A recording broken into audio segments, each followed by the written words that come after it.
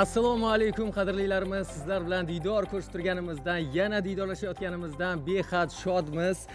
Bugun 8-iyun haftaning dushanba kuni, yoz faslining 8-kuni. Biz oilalar baxtini o'z oldiga maqsad qilib qo'ygan oila vaqti ijodkorlari to'g'ridan to'g'ri jonli efirda yana xonadoningiz mehmonimiz. Bugungi ko'rsatuvimizda ham, bugungi oila vaqtida ham biz sizlarga manzur bo'lishga harakat qilamiz, manfaatli bo'lishga harakat qilamiz. Endi havo yaxshigina issiq, yozligini bildira boshladi. Shunday ekan, mutaxassislarimiz ko'proq suyuqlik ichishni maslahat berishyapti, ko'proq toza mineral suv ichishni, boshqa qanaqadir gazli ichimliklar ular maqsadga muvofiq emas.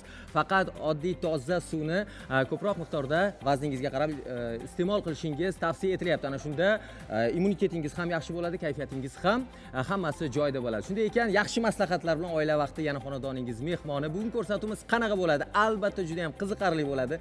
Chunki ko'rsatuvimizga sog'lik salomatligimizni yo'lidagi to'g'ri maslahatlarni berish uchun sportchilarimizni, professional sportchilarimizni chorlaganmiz. Ular ham labbay deb javob berib tashrif buyurishgan. Shuningdek, teatrdan mehmonlarimiz bor. Tabiiyki san'at olami hammamiz uchun qiziq, chunki Javohirbek Nurmatov va Islom o'yinlari bronza medali, jamoaviy bahslarda esa oltin medal sohibasi Shahzoda Egamberdiyevalar. Mana ular. Assalomu alaykum. Assalomu alaykum. Xush kelibsizlar. Rahmat. O'ylaymanki juda ham to'g'ri tanishtirdim sizlarni. Bu savolga qatnashib qolibdi deyishmaydi? Yo'q, umuman. Qoyil. Mana bizda vengriyalik jahon chempioni bor, Imrek degan, 42 yoshida Olimpiadada 2-o'rinni olib, o'zi faoliyatini tugatgan. Mana bu sizlar ishtirok etgan musobaqani nomi ham meni o'ziga jalb qildi. Islom o'yinlari. Islom birdamlik o'yinlari va qayerda o'tkaziladi u? Har 4 yilda islom davlatlari bo'yicha o'z musobaqasi bo'lib o'tadi. Hamma islom davlatlari qatnashadi bu yer. Unda hamma o'sha musobaqaga yaxshi tayyorgarlik ko'rib, olimpiada dedik, ko'ramiz buni. Yaxshi musobaqa kelayapti. Men nigohlariga qaragan nimadir demoqchi-da. Muxlislarimizga nimadir demoqchi. Nima demoqchisiz? Sport bilan qatnashtirishda ozgina bo'lsa ham ota-onalar o'zlari ko'rsatib berishini xohlardim. Ertalab 5 minut yo 10 minut vaqt ajratsa, bola har kuni o'shani ko'rib takrorlashini albatta Javohirbek juda ham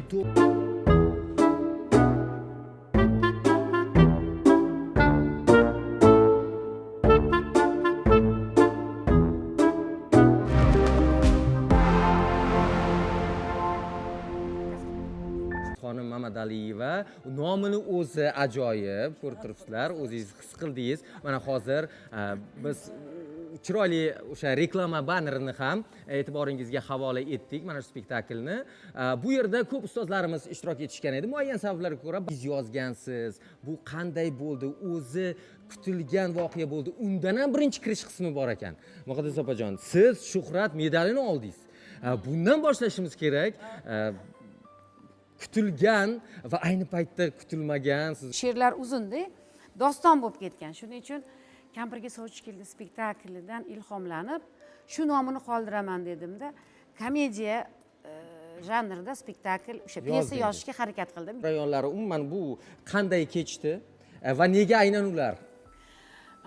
Endi 93-yildan beri 3-bosqich talabasi ekanligimdan shu teatr qozonida qaynayman. Juda katta laboratoriyada qaynab, ustozlarni, katta ustozlar bilan yelkama-yelka ishlaganman.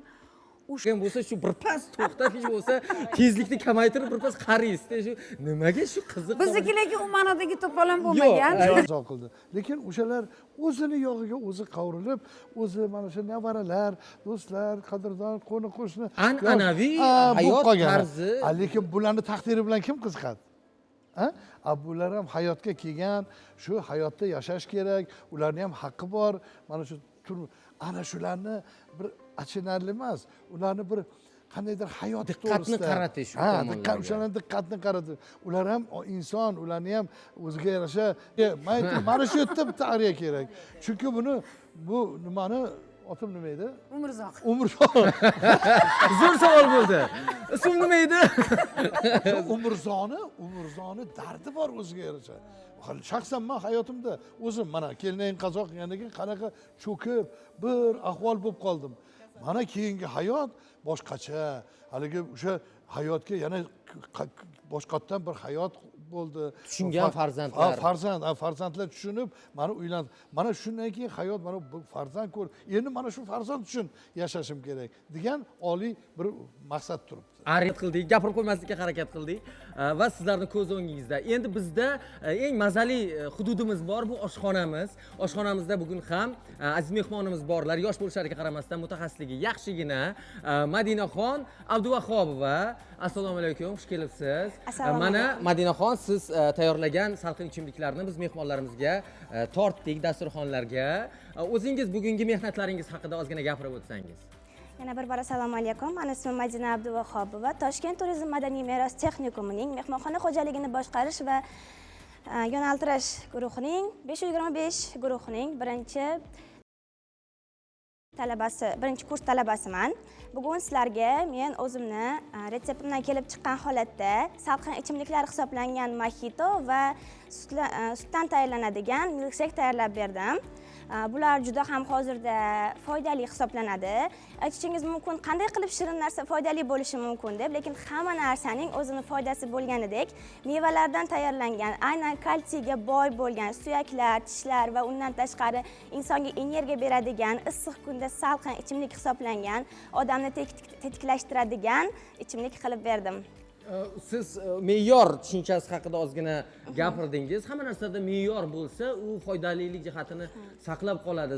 Ikkinchi tomondan siz tabiiy mahsulotlardan foydalangansiz. Men ko'ryapman, mana limon qo'shgansiz, yana nimalar qo'shgansiz mahitongizga? Bu yerda yalpiz, limon, apelsin va suv, gazli suv. Qani, mana bu buni nomini nima dedingiz? Milkshake deyiladi. Nima?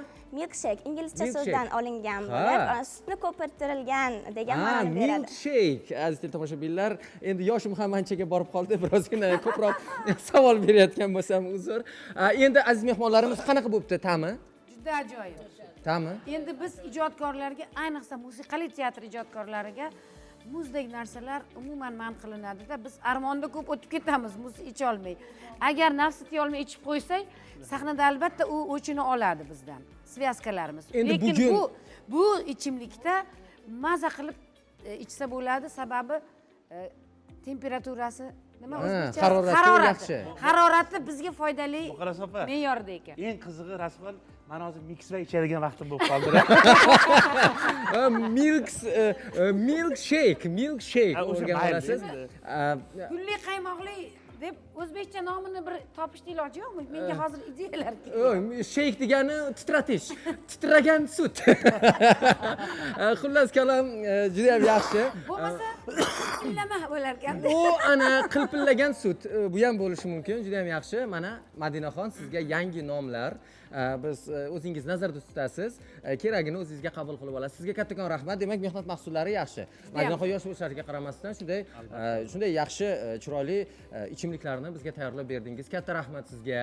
Tashrifingizdan mamnunmiz. Endi birinchi bosqich talabasi ekansiz. Hamma o'qish davomida muvaffaqiyat tilaymiz. Eng zo'r mutaxassis bo'lib chiqing.